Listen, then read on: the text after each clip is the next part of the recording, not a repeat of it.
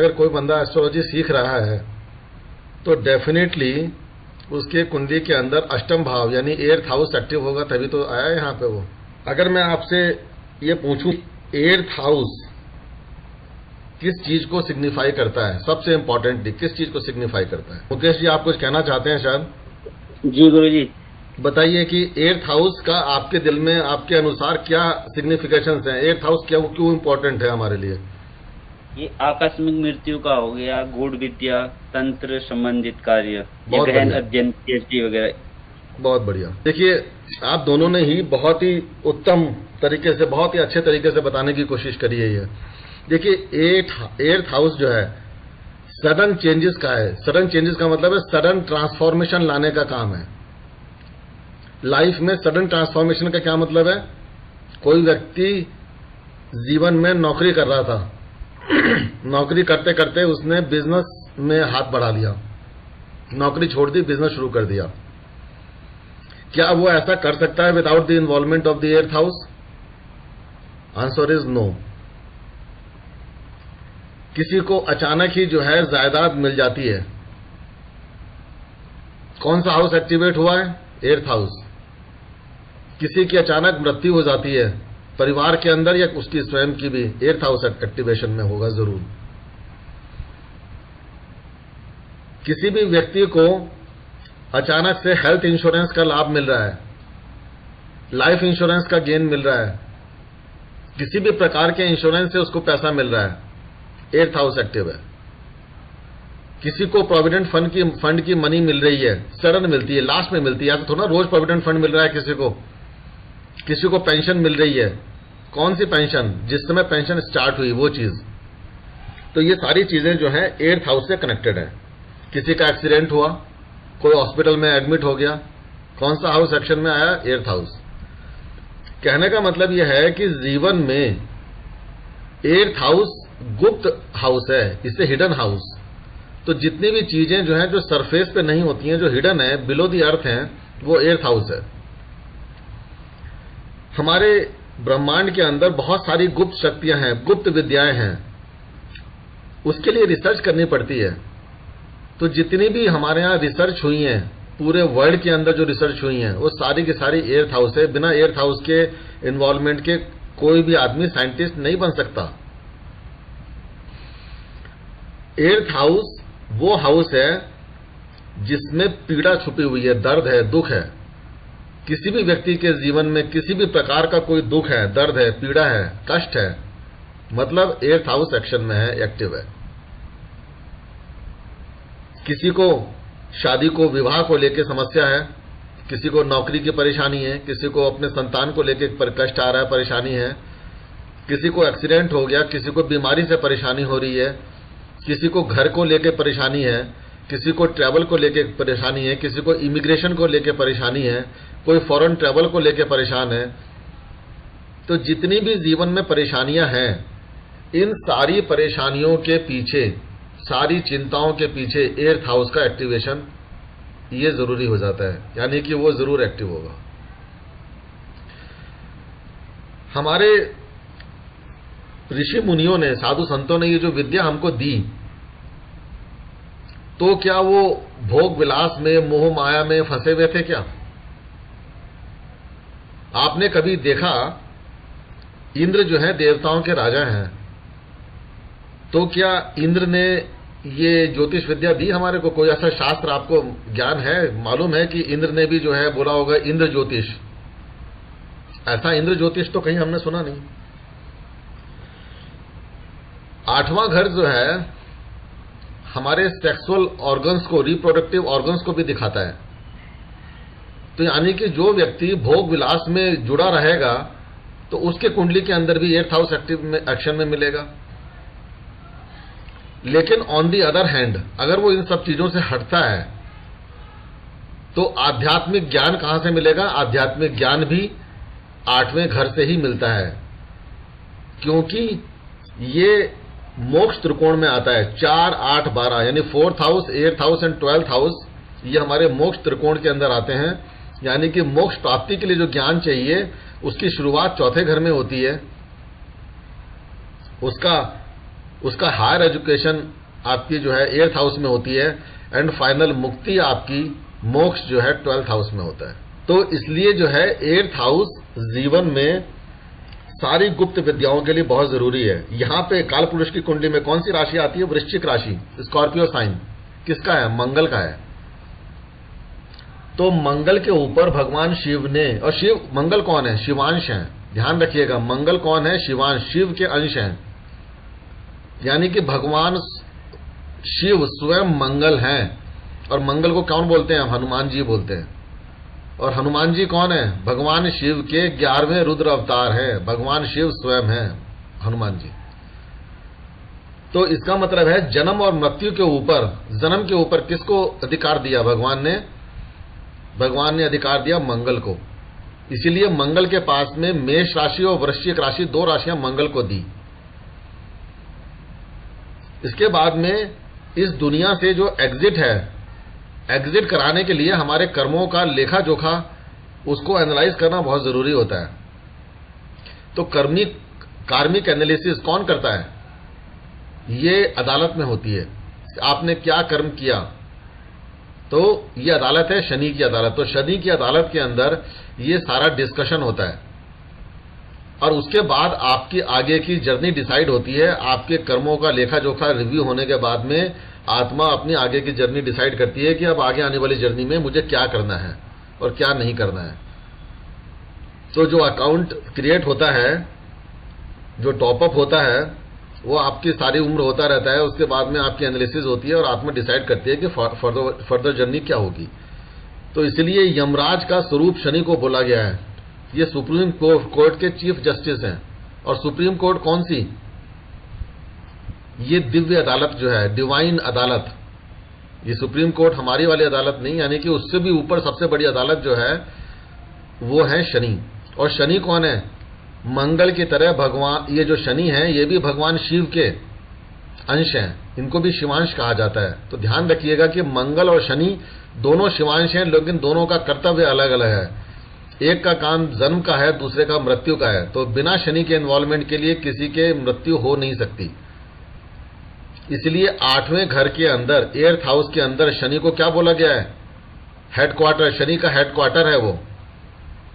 तो 8th house का शनि अपने हेडक्वार्टर में बैठा हुआ व्यक्ति के समान है, यानी कि बहुत पावरफुल होता है। आपको जीवन में बहुत ऊंचाइयां भी दिला सकता है 8th सैटर्न, और बहुत कष्टों में भी डाल सकता है। अब बात करते हैं एस्ट्रोलॉजी की। इससे पहले कि प्रीति जी मैं आपकी एनालिसिस करूं, मुकेश काला जी आपकी भी मैंने एनालिसिस करी है, वो भी आज आपको प्रेजेंट कर दूंगा। आप दोनों के चार्ट्स मेरे पास में मैंने एनालिसिस करके रखे हुए हैं, वो दिखा देता हूं आपको, जिससे कि आप समझेंगे कि आप दोनों का झुकाव एस्ट्रोलॉजी की तरफ क्यों हुआ, क्या एस्ट्रोलॉजी को आप समझ सकते हैं, क्या आगे चल के आप एस्ट्रोलॉजी से क्या लेना चाहते हैं, वो सारी चीजें मैं आपको बता दूंगा। लेकिन मेन बात जो मुद्दे की है कहने की, कि बिना 8th हाउस के एक्टिवेशन के क्या आप एस्ट्रोलॉजी में आ सकते थे? तब मेरा आंसर है नहीं। क्योंकि अगर गुप्त विद्याओं के लिए एस्ट्रोलॉजी में बहुत रिसर्च चाहिए। रिसर्च का भाव कौन सा है? 8th house. एस्ट्रोलॉजी हिडन विद्या है, गुप्त विद्या है, कौन सी है? 8th house. एस्ट्रोलॉजी में हमारे सबकॉन्शियस ब्रेन का बहुत एक्टिवेशन है। आपको पता होगा कि राहु जो है वृषभ राशि में, यानी टॉरस साइन के अंदर एक्सॉल्टेशन फील करता है, और जो केतु है वो स्कॉर्पियो साइन में, यानी वृश्चिक राशि में एक्सॉल्टेशन में जाता है। तो वृश्चिक राशि कौन सी? मतलब काल पुरुष की कुंडली का 8वां घर, यानी कि 8वें घर में केतु बैठा हुआ आपको मोक्ष का ज्ञान प्रदान करता है। तो इसका मतलब है कि मोक्ष, केतु क्या है? मोक्ष करता है। क्यों बोला गया मोक्ष को? क्योंकि वो आपको भौतिक सुखों से अलग करने की कोशिश करता है। इसलिए Ketu is a planet of detachment. Worldly affair से, वर्ल्डली मैटर से केतु का काम है डिटैच करना। तो इसीलिए जो डेड बॉडी है उसको क्या बोला गया है? केतु। क्योंकि डेड बॉडी को ना तो पीले कालीन का सूट चाहिए, ना ही उसको परफ्यूम चाहिए। यानी कि कोई भी ऐशो आराम किसी डेड बॉडी को नहीं चाहिए होता है। दैट मीन्स केतु को कोई ऐशो आराम नहीं चाहिए। लेकिन केतु के पास में बहुत डीप साइंस है।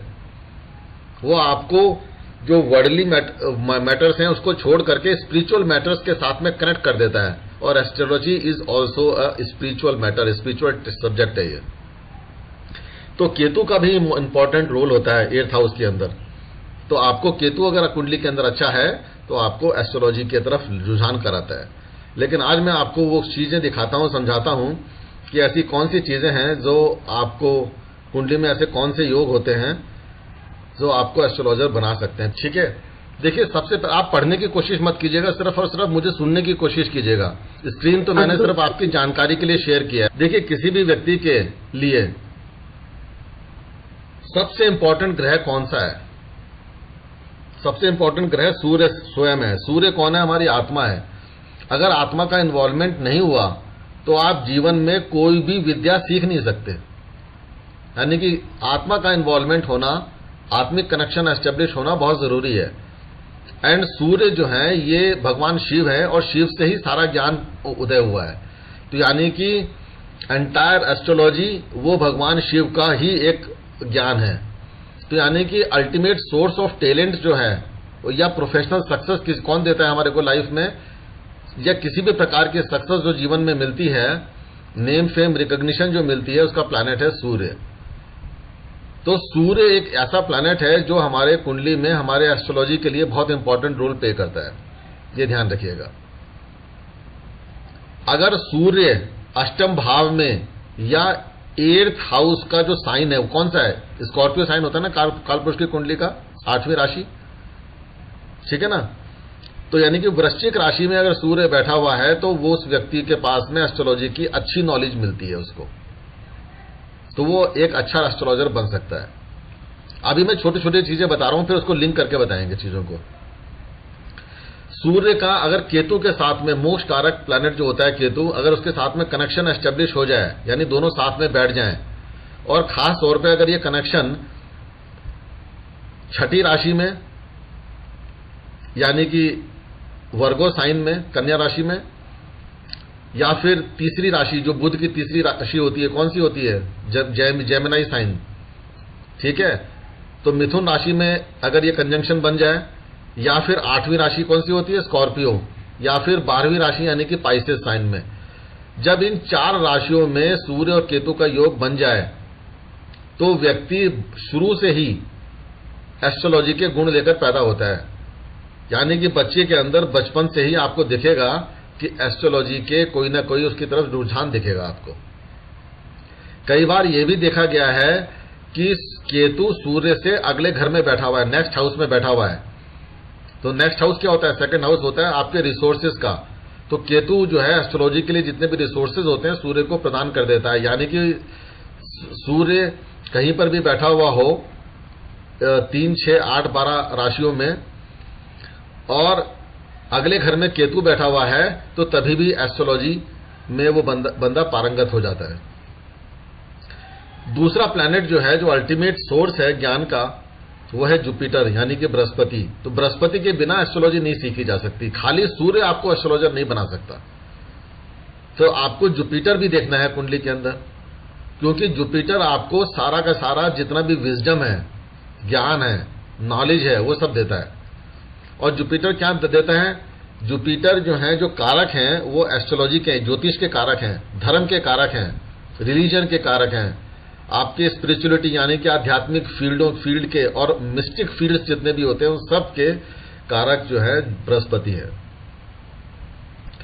तो अगर कुंडली में 5वें घर में या 9वें घर के अंदर बुध और बृहस्पति का योग बन जाए, यानी कि बृहस्पति बुध के साथ में बैठ जाए कहीं पे जाके, या फिर बृहस्पति का कंजंक्शन बन जाए, संबंध बन जाए चंद्रमा के साथ में, या फिर बृहस्पति का संबंध केतु के साथ में बन जाए। खासियत यह है कि 5वें घर में और 9वें घर में बनना चाहिए। तो व्यक्ति क्या होगा कि ना सिर्फ एस्ट्रोलॉजी में पारंगत होगा, लेकिन उसके थ्रू अर्निंग भी शुरू कर देगा, यानी इनकम भी शुरू हो जाएगी।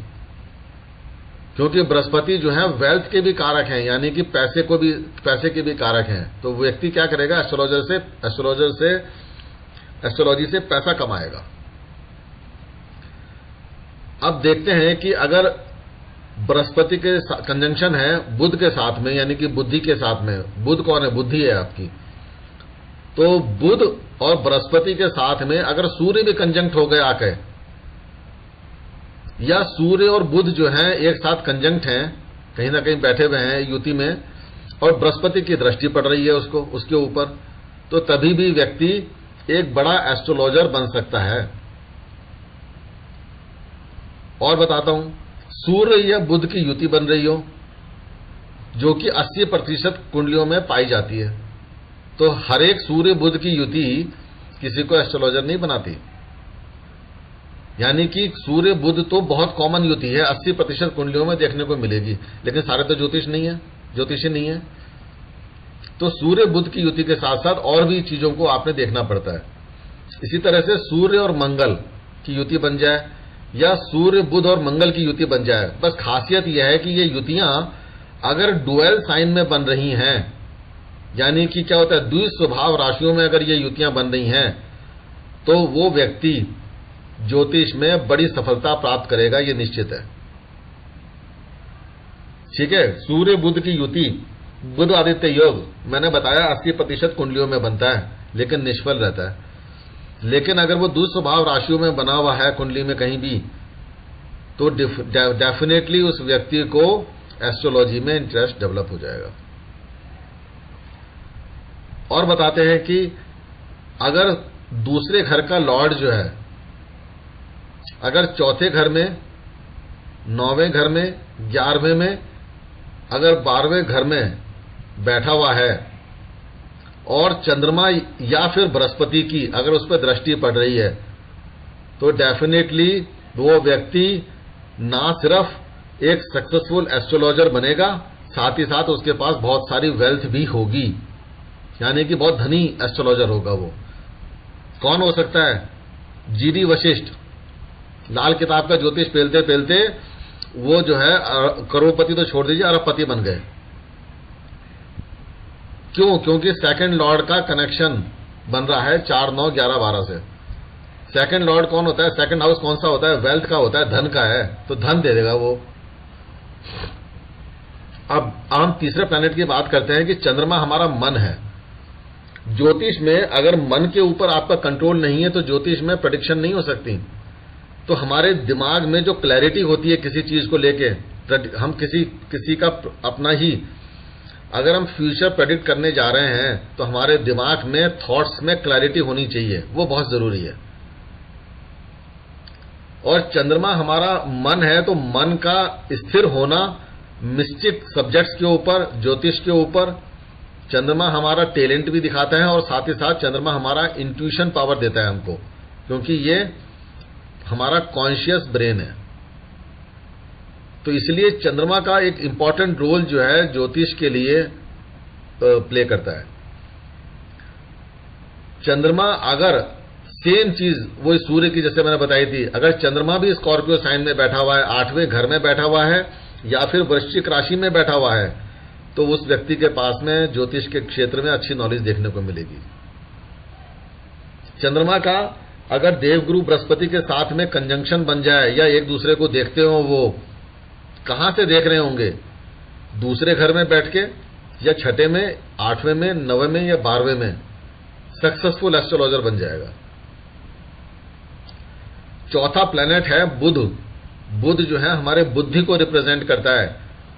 आपके पास सारा कुछ है, ज्योतिष का ज्ञान है, बुद्धि नहीं है, आप कम्युनिकेट नहीं कर सकते, आप कैलकुलेट नहीं कर सकते, आपके पास में इंटेलेक्चुअल पावर नहीं है, तो ज्योतिष फेल हो जाता है। तो इसलिए ज्योतिष को देखने के लिए बुध को भी देखना बहुत जरूरी होता है। यह भी बहुत इंपॉर्टेंट प्लैनेट है आपके एस्ट्रोलॉजी के लिए। क्यों इंपॉर्टेंट है? क्योंकि जो हमारी कम्युनिकेशन है, आज मैं आपको ज्योतिष सिखा रहा हूं, क्यों सिखा पा रहा हूं? क्योंकि मेरे दिमाग में थॉट्स में क्लैरिटी है, दैट मीन्स मेरा चंद्रमा। मेरे पास में बुद्धि है, यानी कि मेरे पास में कम्युनिकेशन की एबिलिटी है, मैं कम्युनिकेट कर पा रहा हूं अपने विचारों को आपके पास में। मेरे पास में इंटरनेट कनेक्शन है, दैट इज ऑल्सो नेटवर्किंग, ये मरकरी बुध है। मैं चीजों को कैलकुलेट कर रहा हूं, यह भी मरकरी है। मेरे पास में ज्योतिष का लिए लेकर एक इंटेलेक्चुअल लेवल है, इंटेलेक्ट है, वो भी मेरा बुध है। मेरे पास में जो विजडम है, जो चीज मेरे पास लिखी नहीं है, मैं बोल पा रहा हूं, ये जुपिटर है, बृहस्पति। ठीक है, मैं एस्ट्रोलॉजी के फील्ड में प्रोफेशनली सक्सेसफुल हूं, आपके पास में चीजों को कम्युनिकेट कर पा रहा हूं, ये मेरा सूर्य है।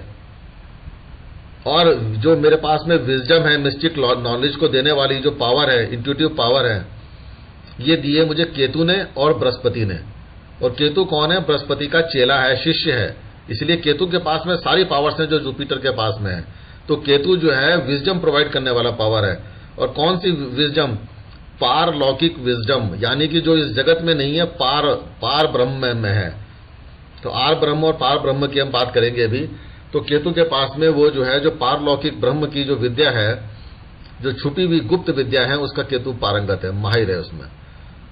तो Ketu also gives a lot of knowledge in the astrological field. Ketu का संबंध अगर चंद्रमा के साथ में बन रहा है, या केतु का संबंध किसी की कुंडली में अगर बृहस्पति के साथ में बन रहा है, खास तौर से तीसरे घर में, 9वें घर में या 12वें घर में, वो व्यक्ति ना सिर्फ ज्योतिष के अंदर पारंगत होगा, बल्कि विश्व विख्यात हो जाएगा। हर जगह पे उसकी जो है तूती बोलेगी। और मरने के बाद में लोग उसको याद करेंगे कि कहने लगे कि देखो एस्ट्रोलॉजर हो तो ऐसा हो। केतु वो पावर देता है। तो कुल मिलाकर मैंने आपको क्या बताया कि तीसरा घर, छठा घर, 8वां घर, 11वां घर और 12वां घर, एंड सिमिलरली यही पांचों साइंस, यानी कि मिथुन राशि, कन्या राशि, वृश्चिक राशि, कुंभ राशि एंड मीन राशि, ये जो 5 राशियां हैं और 5 हाउसेज हैं एस्ट्रोलॉजी के लिए, ये बहुत इंपॉर्टेंट है। तो यानी कि एस्ट्रोलॉजी में ये पांचों घरों का अपना खेल है, पांचों राशियों का खेल है, और इन राशियों से जुड़े हुए पांचों प्लैनेट्स का खेल है। ठीक है? तो यानी कि ये हाउसेस जब इन्वॉल्व होते हैं तो डेफिनेटली एस्ट्रोलॉजी का गेम शुरू हो जाता है। तो प्रीति जी, अब आपका, सॉरी अतुल जी, एक सवाल था, बताइए जी। एक्चुअली 2 सवाल थे। व्हेन यू से राशि, you mean moon sign, not लग्न? राशि का मतलब होता है साइन। साइन, ना लगन की बात हो रही है, ना मून साइन की बात हो रही है, ज़ोडिएक की बात हो रही है। हाँ, सो zodiac sign is usually where your moon is, right? नहीं, अच्छा। आप अभी कुंडली से बाहर आ जाओ। अच्छा। अगर मैं कहूं कि आपकी कोई कुंडली नहीं है, तो हमारी जो काल पुरुष की जो राशियां, हमारी जो 12 राशियां, उनकी सीक्वेंस है। पहली राशि अच्छा। मेष राशि होती है, दूसरी राशि कौन सी होती है? टॉरस साइन है, ठीक है ना? वृष राशि। उस तरह से हम बात कर रहे हैं। तो तीसरी राशि कौन सी होती है? Gemini sign. छठी राशि कौन सी होती है? कन्या राशि। Got it. ठीक है, उस तरह से। The other question I have is this is a science, so this gives you, the methodology to make prediction. What is the aspect of intuition in this science? Is there any contribution of intuition in this science? देखिए, ये एक science है। Intuition जो है केतु की है। केतु के पास में ब्रेन नहीं है, तो केतु जो है सेंसेस को यूज नहीं कर सकता। तो intuition is known as 6th sense, छठी सेंस जिसे बोलते हैं, छठी इंद्री, वो केतु है। यानी कि केतु आपको मदर नेचर के साथ में कनेक्ट करके रखता है, क्योंकि 4 तत्व केतु के पास में हैं ऑलरेडी। उसके पास में सिर्फ और सिर्फ आकाश तत्व नहीं है, लेकिन केतु के पास में बाकी चारों तत्व अवेलेबल हैं। तो इसलिए मदर नेचर के थ्रू कनेक्शन एस्टेब्लिश होने की वजह से केतु आपको 6th सेंस देता है, छठी इंद्री देता है। इससे ज्यादा का कोई रोल जो है आपकी इंट्यूशन का इसमें नहीं होता। इंट्यूशन आपको हेल्प जरूर कर जाती है, लेकिन ज्योतिष का पार्ट नहीं है, वो हिस्सा नहीं है। उसको आपको एडिशनली सपोर्ट करती है बाहर से। अगर मैं इंट्यूशन की बात करूं तो मुझे कुंडली की जरूरत क्या है? फिर मैं तो खासी शक्ल देखूंगा, इंट्यूशन हो रही है मुझे, आप अच्छी हैं, आप बुरी हैं। तो ज्योतिष जो सब्जेक्ट है, ये प्योर साइंस है। इसमें मैथमेटिक्स है, इसमें कैलकुलेशन है, उसमें आपकी कंप्लीट एनालिसिस है। ठीक है? जब मैं आपको और थोड़ा सा बताऊंगा अभी थोड़ी देर में, जो है जब अध्यात्म के ऊपर चर्चा करेंगे, तब ये पॉइंट और क्लियरिटी में जाएगा। तो अभी आप सोच के चलिए कि एक केतु जो है बाहर से आपको हेल्प कर रहा है। यानी कि आपकी जो इंट्यूशन है, अगर केतु की कंडीशन ठीक है, केतु का मरकरी के साथ, सॉरी मून के साथ कनेक्शन है, केतु का बृहस्पति के साथ कनेक्शन अगर हो रहा है 3, 9, 12 हाउसेज में, तो आपके पास में इंट्यूशन पावर भी ऐड हो गई, यानी कि आपकी साइंस जो है अब आपको मदर नेचर भी हेल्प कर रही है। तो इसे बोलते हैं डबल इंजन की सरकार। इसीलिए वो व्यक्ति जो है बहुत प्रोफिशिएंट बन जाता है और प्रोमिनेंट एस्ट्रोलॉजर बन जाता है। ठीक है, अंडरस्टूड, थैंक यू। चलिए, तो अब आपके चार्ट को एनालाइज करते हैं, आपको बताते हैं कि आप एस्ट्रोलॉजी में कैसे घुस गई, ये क्या है आपके लिए। ये चार्ट आपको समझ में आता है अपना, ये आप ही का है ना? जी जी, परफेक्ट। तो ये जो पहला वाला जो चार्ट बना हुआ है ये आपका लगन चार्ट है, और ये जो दूसरा वाला चार्ट बना हुआ है जहां पे मेरा कर्सर है, ये हिल रहा है, दिस चार्ट, ये जो सेकंड चार्ट है ये प्लैनेटरी ट्रांजिट्स को दिखाता है, यानी कि गोचर को दिखा रहा है। ये गोचर कुंडली है आपके लगन की।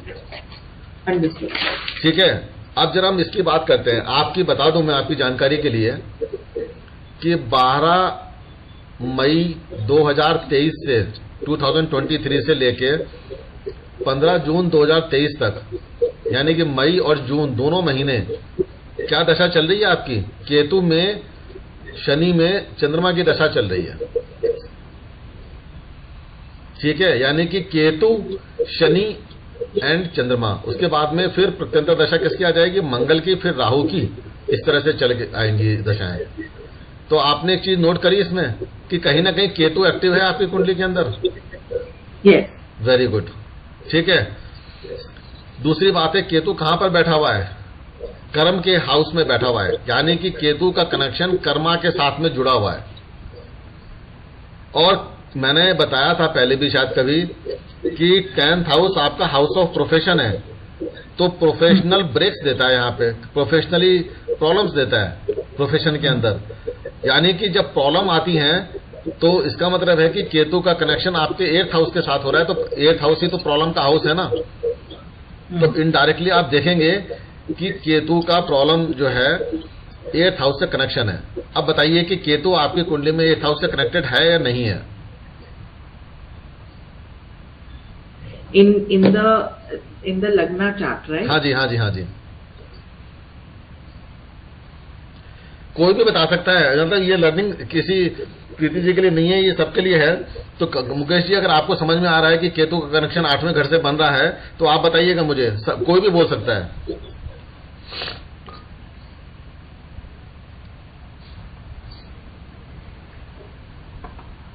आपने तो जो कनेक्शन है वो तो राइट साइड में लिखा हुआ है। नहीं जी, छोड़ दीजिए आप, मैंने कहा आपको पढ़ना नहीं है कुछ भी। हाँ, आपको कुछ भी पढ़ना नहीं है, आपको मेरे शब्दों को सुनना है खाली, तभी आपको समझ में आएगा। ठीक है, उसके बाद में अगर आप लिखा हुआ पढ़ेंगे तो आपको समझ में आएगा। अभी कुछ भी समझ में नहीं आएगा, लिखा हुआ आपके लिए बना ही नहीं है। देखिए, मैं बता देता हूँ, आपका किसी का जवाब नहीं आया। सर मैं बता रहा हूँ कि क्या बोलते हैं, 10वें भाव में केतु विराजमान है इनका। ठीक है ना, और मकर राशि में है। ठीक है, मकर राशि में जो स्वामी इनके 6ठे भाव में शनि 6ठे भाव में विराजमान है। हाँ जी, बिल्कुल ठीक है। और वहां से तृतीय दृष्टि 8वें भाव में पड़ रही है। हाँ जी, बहुत बढ़िया, बहुत ही अच्छा, दिल खुश कर दिया आपने, बहुत अच्छी बात बोली है। आई थिंक अभी आपकी चार्ट को बताऊंगा मैं, जब एनालिसिस करूंगा तो आप कितने अच्छे एस्ट्रोलॉजर बन सकते हैं बता दूंगा। लेकिन आपने जितना बोला अब तक परफेक्ट बोला है, बिल्कुल सही बोला। आगे और बताइए, और भी बात है इसमें कहने के लिए। वैसे यही। अच्छा चलिए, मैं बता देता हूँ, 8वें घर का मालिक कौन है? मंगल की चौथी दृष्टि क्या केतु के ऊपर नहीं पड़ रही है? यानी कि 8वें घर के मालिक की दृष्टि केतु के ऊपर पड़ रही है, तो केतु एक्शन में आगे नहीं आ गया? जी, वेरी गुड। शनि की दृष्टि जहां पर केतु विराजमान है, उस शनि की दृष्टि, तीसरी दृष्टि 8वें घर पे पड़ रही है, ये भी बहुत बढ़िया बात हो गई। साथ ही साथ केतु का अर्धांग कौन है, आधा अंग कौन है जिसमें सेंसेस हैं? वो है राहु। क्या राहु की 5वीं दृष्टि आपके 8वें घर पे पड़ रही है? जी हाँ, पड़ रही है। क्या आपकी कुंडली में सूर्य, बुध और गुरु का योग बना हुआ है? जी हाँ, बना हुआ है, 5वें घर में बना हुआ है, और मैंने आपको रूल बताया था। ठीक है, बन सकते हैं एस्ट्रोलॉजर, नहीं बन सकते हैं? बिल्कुल बन सकते हैं। दूसरी बात आपको मैंने बताई थी कि चंद्रमा इंपॉर्टेंट रोल प्ले करता है। चंद्रमा आपका कहां बैठा हुआ है? 12वें घर में बैठा हुआ है, मीन राशि में बैठा हुआ है, तो मीन राशि एक्टिव होगी नहीं हो गई, 12वां घर एक्टिव हो गया आपका। चलिए अब हम थोड़ी सी, अब आपको एनालिसिस जो करी हुई है, ये एनालिसिस ट्रांजिट पे होती है, तो आपकी जन्म कुंडली में बना हुआ है योग, ठीक है, लेकिन फलित कब होगा, जब ट्रांजिट होगा, तो ट्रांजिट की बात कर लेते हैं। ठीक है, देखिए पहली बात यह है कि आपका लगन लॉर्ड, लगन कौन है, आप स्वयं, आपकी अपनी ओन पर्सनैलिटी, आपकी अपनी ओन सोच, वो लगन है।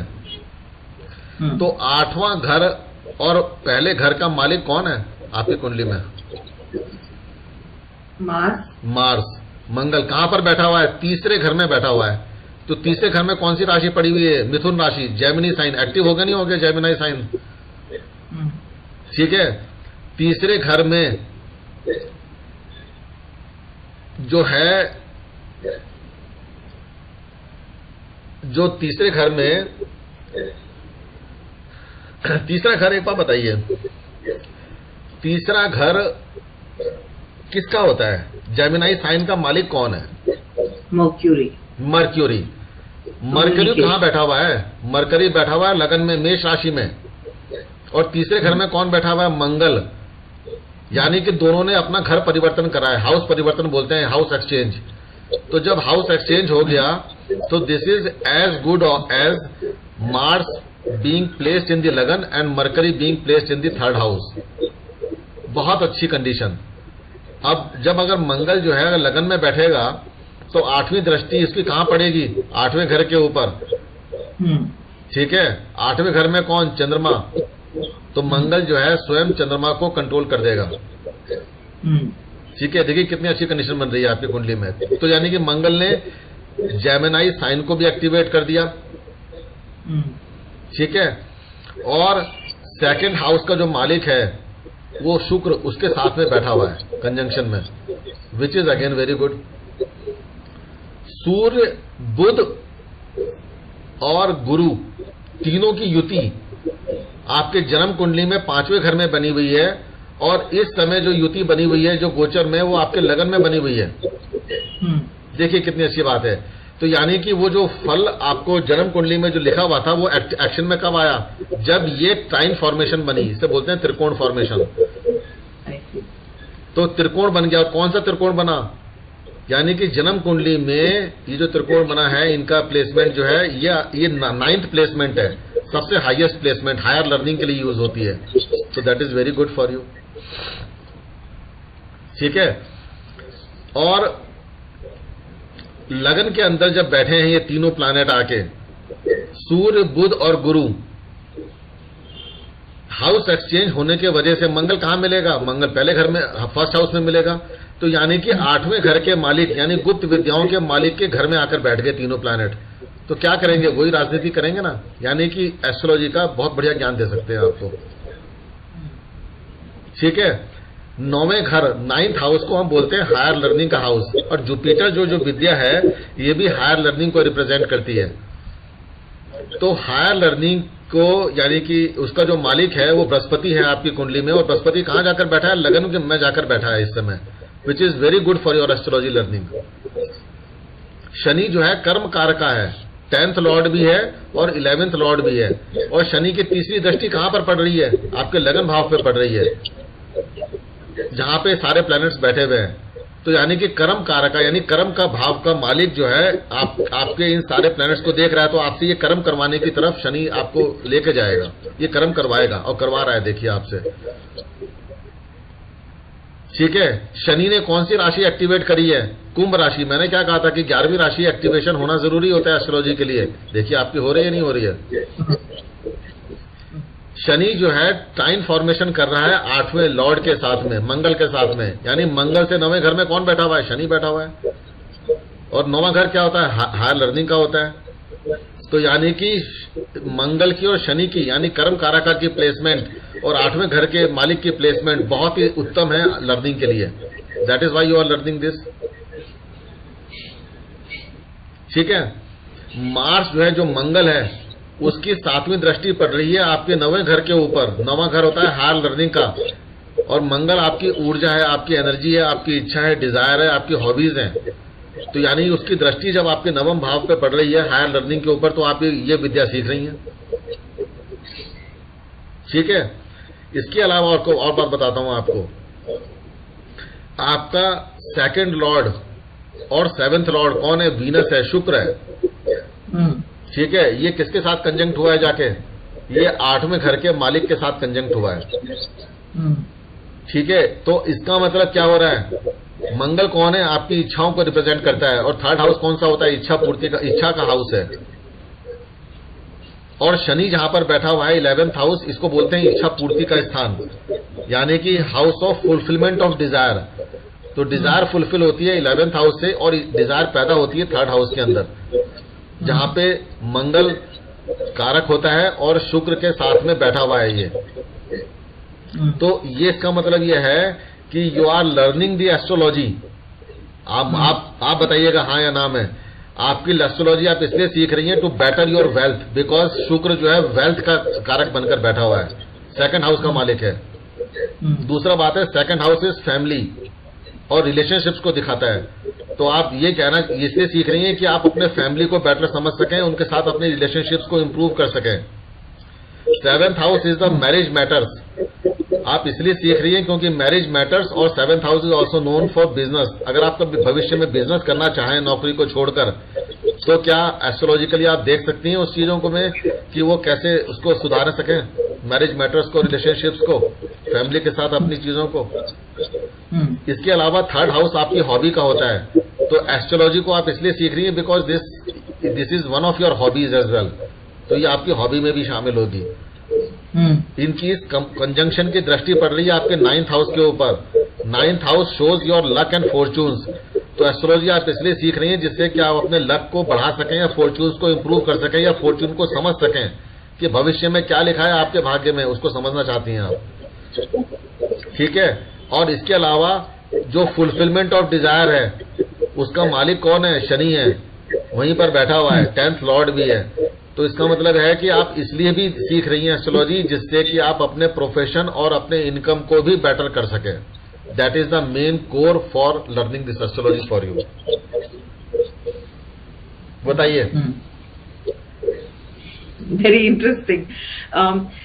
जब आप घर, 2 questions, one is that you said के when two planets they swap the houses, so if मंगल बुध के घर में बैठा है और बुध मंगल के घर में बैठा है, natural houses, yes, it acts as though they are in their own house. yes. कहने का मतलब है, आपका सिंपली सी बात है, छोटी सी बात बताता हूं आपको। आपका घर मुंबई में है, मेरा घर दिल्ली में है। अगर मैं आपके घर में आकर बैठ जाऊं और आप मेरे घर में आकर बैठ जाएं, तो क्या आपकी जो ओन मिल्कियत है वो खत्म हो जाती है? क्या आपका मुंबई का घर की इंपॉर्टेंस खत्म हो जाएगी आपकी लाइफ में? नहीं ना। नहीं। तो क्योंकि अब हमने हाउस एक्सचेंज कर लिया है, अगर मैं आपके घर को खराब करूंगा तो आप मेरे घर को खराब कर सकती हैं। तो बोथ ऑफ अस हम वो ये कोशिश करेंगे कि दोनों के घरों को अपना घर मान के चलें। तो तीसरे घर में ना तो मंगल बुध के घर को खराब करेगा, ना बुध जो है मंगल के घर को खराब करेगा, जबकि दोनों आपस में शत्रु हैं। जबकि मंगल और बुध दोनों शत्रु हैं, लेकिन शत्रु होने के बाद में भी दोनों एक दूसरे के घरों को खराब नहीं कर रहे हैं, बल्कि उसमें उसकी वैल्यू को ऐड कर रहे हैं, बढ़ा रहे हैं। I see. And the other question I had was, when you count houses, do you count the house that it's in? Like if you say it is third from the first house, or whenever you say it's third from, placement is third from something. So let's say you will count the house in which it is, and then the houses in addition, right? Perfect. For example, अगर मैं बोलता हूँ third from Mars, कौन सा है? Third from Mars कौन सा होगा? So 6th. नहीं, 5th हाउस होगा। Third from Mars is 5th house. Okay, so 3 is also counted. Yes. 4 is counted. जहां पर प्लैनेट बैठा हुआ है उस हाउस को आप जरूर काउंट करोगे। That will become your first house. Got it. ठीक। Thank you. चलिए, तो प्रीति जी ये आपकी एनालिसिस थी। हो सकता है कि कुछ है तो बताइएगा कि मैंने जो एनालिसिस करी है समझ में आई और सही है। So ये जो आपने लास्ट में बोला कि what is the reason behind me wanting to do this is all accurate. So the reason for doing this is all of it. I want to grow my wealth, understand my family relationships, definitely, get married. Definitely it's my hobby, and definitely I'm interested in my profession and all of that. So that is 100%. I'm still थोड़ा बहुत मैं समझने की कोशिश कर रही हूँ जो आपने जो इसके पहले स्लाइड में जो आपने मेन प्रिंसिपल्स बताए, वो मैं थोड़ा सा, मुझे एक बार और दोबारा जब आप दोबारा जब रिहर्स करेंगी तो आपको समझ में आ जाएंगे। लेकिन मेरा पॉइंट आपको डिटेल में जाने से नहीं था। मेरा पॉइंट आपको कहने का ये है कि देखिए 8th हाउस का इन्वॉल्वमेंट कितना इंपॉर्टेंट रहा आपके चार्ट में, जो है किस तरह से जो है पूरा गेम प्ले हुआ, और कैसे आपके जो ट्रांजिट हो रहे हैं प्लैनेट के, किस तरह से आपके लगन को, यानी लगन चार्ट को, आपके बर्थ चार्ट को कैसे वो इम्पैक्ट कर रहे हैं, अफेक्ट कर रहे हैं। ये मेरा मेन पॉइंट था आपको बताने के लिए। और क्योंकि आपने लास्ट टाइम कहा था कि मेरे चार्ट को आप डिस्कस करिए, इसलिए मैंने डिस्कस किया, नहीं तो मैं डिस्कस भी नहीं करता। अंडरस्टूड। एक बात बताइए, जो आपने ये प्लैनेटरी ट्रांजिट कैलकुलेट किया है, ये कितने टाइम का प्लैनेटरी ट्रांजिट है? Like when does it start and when does it and? देखिए, पहली बात तो यह है कि जो ट्रांजिट होते हैं ये ऑन द डे होते हैं, कि जिस दिन मैं एनालिसिस कर रहा हूं उस दिन का ट्रांजिट है। ठीक है, आपको पता है कि चंद्रमा 2.25 दिन के अंदर अपना राशि परिवर्तन कर लेता है। सूर्य 1 महीना एक राशि में रहता है, उसके बाद परिवर्तन करता है। राहु केतु 18 महीने तक अपने उसी एक राशि में रहते हैं। शनिदेव 2.5 साल तक एक राशि में रहते हैं। मंगल और बुध जो है 1 महीने में चेंज करता है। मंगल करीब 30 दिन से लेकर 40 दिन ले लेता है। शुक्र भी 1 महीने में राशि परिवर्तन कर लेता है करीब करीब। तो इस तरह से हम जब गोचर की बात करते हैं ट्रांजिट की, तो हमें देखना है कि हम ट्रांजिट किस दिन एनालाइज कर रहे हैं, उसके ऊपर डिपेंड करता है। और सबके ट्रांजिट पीरियड अलग अलग होते हैं। ठीक है, इस तरह से।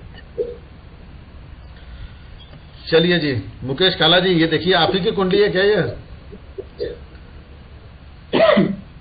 जी सर। बहुत बढ़िया। चलिए आप ही की भी एनालिसिस करते हैं। आज आपको बताते हैं आप कितने अच्छे एस्ट्रोलॉजर हैं, कितने अच्छे एस्ट्रोलॉजर बनेंगे, क्यों सीख रहे हैं एस्ट्रोलॉजी को, वो सब बता दूंगा आपको अभी जो है। देखिए, आपका जो लगन है ये बुध का लगन है, और बुध किसके साथ में जाकर बैठे हुए हैं? बुध बैठे हुए हैं 10वें घर में, कर्म के घर में, अपने स्वयं की राशि में बैठे हुए हैं। कौन सी राशि है? मिथुन राशि। तो मिथुन राशि एक्टिव होगी नहीं होगी? मैंने कहा था कि ज्योतिष में मिथुन राशि का एक्टिवेशन बहुत जरूरी होता है। तो मिथुन राशि आपने एक्टिव कर दी यहां पे। दूसरी बात देखते हैं, इसके साथ में कौन बैठे हुए हैं? सूर्य और गुरु बैठे हुए हैं प्लैनेट। तो बहुत बढ़िया होगा, सूर्य बुध गुरु की युति हो गई तो आप ज्योतिष सीखेंगे। साथ ही साथ मैंने आपको बताया था चंद्र केतु का योग। चंद्र केतु का योग बना हुआ नहीं बना हुआ आपके 11th हाउस में, तो इसलिए आप ज्योतिष सीखेंगे। ठीक है। 8वें घर का जो प्लैनेट है, 8वें घर का जो मालिक है कौन है? मंगल है। तो मंगल की चौथी दृष्टि आपके 10वें घर पे पड़ रही है, नहीं पड़ रही है? सूर्य बुध और गुरु के ऊपर। सीखेंगे। मंगल जो है आपके 3रे घर का मालिक भी है, तो यानी कि इच्छा का भी मालिक है। तो आपकी जो इच्छा है ज्योतिष को सीखने की, उसको भी मंगल ही देख रहा है, और मंगल की दृष्टि पड़ रही है सूर्य बुध और गुरु के ऊपर, इसलिए आप ज्योतिष सीखेंगे। ठीक है ना। दूसरी बात, सूर्य बुध और गुरु के अगले घर में कौन बैठा हुआ है? केतु बैठा हुआ है। तो मैंने कहा है कि गुरु के साथ में केतु कंजंक्ट हो, यानी युति में हो, या फिर गुरु से अगले घर में केतु बैठा हुआ हो, तो ज्योतिष बन जाता है, आदमी ज्योतिषाचार्य बनता है। तो आप ज्योतिषाचार्य बन सकते हैं, बिल्कुल बन सकते हैं। ठीक है। और चंद्रमा जो है कौन से घर का मालिक है? आपके 11वें घर का मालिक है। तो 11वें घर का मालिक क्या होता है? 11वां घर होता है इनकम का। तो इनकम का मालिक यानी कि आय का मालिक 11वें घर में अपने घर में बैठा हुआ है केतु के साथ में, यानी कि ज्योतिष से आप आय भी प्राप्त करेंगे निश्चित रूप से। ना सिर्फ आपकी इच्छा पूर्ति होगी, बल्कि आप ज्योतिष के माध्यम से पैसा भी कमाएंगे। दूसरी बात, चंद्रमा से 11वें घर में कौन बैठा हुआ है बताइए? 11वें घर में कौन है चंद्रमा से? शुक्र बैठा हुआ है। शुक्र अपने ही घर में बैठा हुआ है। कौन सी राशि में बैठा है? वृषभ राशि में बैठा हुआ है, और दूसरे घर का भी मालिक है। दूसरा घर किसका होता है? वेल्थ का होता है। तो यानी कि आपको चंद्रमा यहां पे पैसा कमा कर देगा शुक्र के माध्यम से भी, यानी कि दूसरे घर से, यानी कि आप वेल्थ भी बना सकते हैं। आप इतना अच्छी अर्निंग कर सकते हैं इस फील्ड से। ठीक है, चलिए, ये तो हुई आपकी जन्म कुंडली की बात। अब जरा बात कर लेते हैं ट्रांजिट में, गोचर में क्या चल रहा है। देखिए, गोचर में अष्टम भाव, वाह, आपका तो कबड्डी खेलने के लिए आ गए सारे के सारे प्लैनेट वहां पे। आपके कुंडली में 8वें घर में सूर्य भी बैठ गया, बुध भी बैठ गया, गुरुदेव बृहस्पति भी वहीं बैठे हुए हैं, और साथ ही साथ राहु भी आ गया। अब राहु जो है वृषभ राशि में उच्च का होता है, यानी कि 9वां घर जो है हायर लर्निंग का जो घर है, उसका मालिक कौन है? मतलब उसमें एग्जॉल्टेशन कौन है? राहु का। मेष राशि मंगल की राशि होती है, तो मेष राशि में राहु अपने शत्रु के घर को जीत रहा है। अगर कोई आतंकवादी, राहु को आतंकवादी बोलते हैं, अगर कोई आतंकवादी किसी फौजी को मार गिराए तो क्या खुशी होती होगी उसको या नहीं होगी? अगर जो चेक पोस्ट है उस फौजी की, उस चेक पोस्ट के ऊपर कब्जा कर ले वो, तो उसे खुशी होगी। यानी कि राहु जब मंगल के घर में आया है, क्योंकि मेष राशि मंगल का घर है, तो मंगल के घर में जब आया है वो, तो उसने उसके घर को कब्जा कर लिया।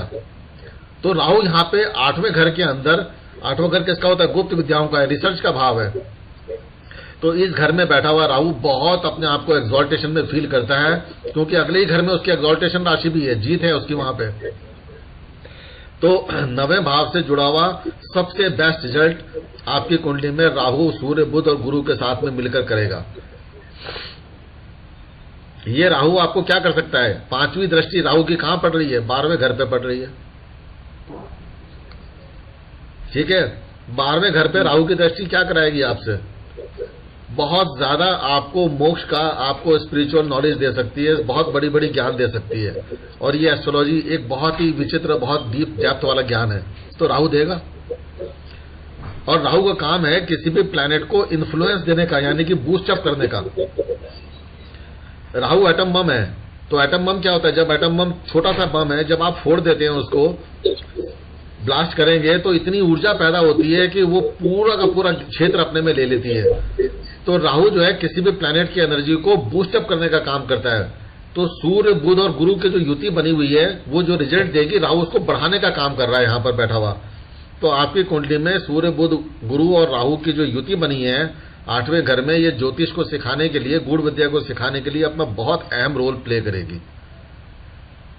दूसरी बात, शनिदेव आपके 6ठे घर में बैठे हुए हैं। 6ठा घर एक्टिव हो गया नहीं हो गया? कौन सी राशि में बैठे हुए हैं? कुंभ राशि में बैठे हुए हैं। कुंभ राशि मैंने कहा था कि आपके एक्शन में होनी चाहिए ज्योतिष के लिए, तो कुंभ राशि एक्टिव में हो गई नहीं हो गई?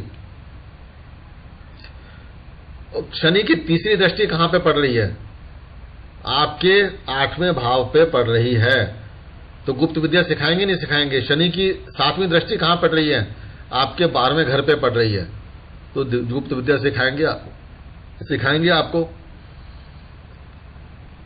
ठीक है, लेकिन केतु की 5वीं दृष्टि कहां पड़ रही है? शनि के ऊपर पड़ रही है। और ध्यान रखिएगा कि शनि जो है कर्म कारका है, कर्मों को दिखाते हैं, आपके प्रोफेशन को दिखाते हैं।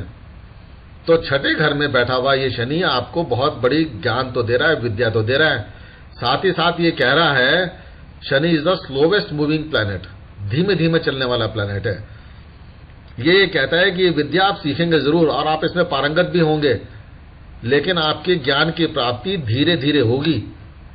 It will be slow thing, क्योंकि शनि की तीसरी दृष्टि आपके 8वें घर के ऊपर पड़ रही है, जहां पे ये लोग सूर्य, बुध, गुरु और राहु आपको ज्योतिष सिखा रहे हैं।